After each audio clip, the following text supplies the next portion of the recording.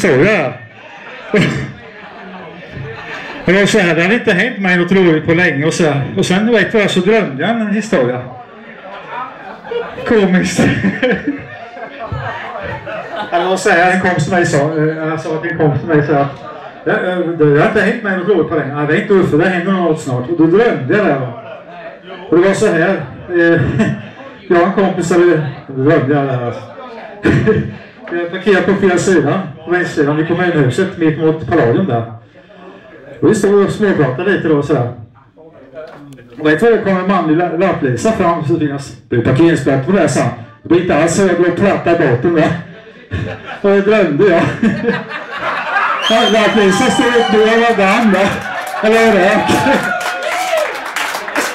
Och jag måste berätta en kul grej om den historien. En gång så körde jag här på samma ställe.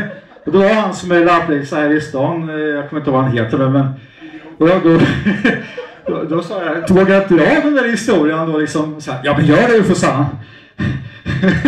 Han låg dubbel där i jorden. Och skratt.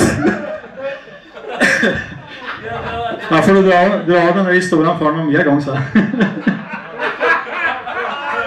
Jag tror inte händer sånt där i verkligheten faktiskt.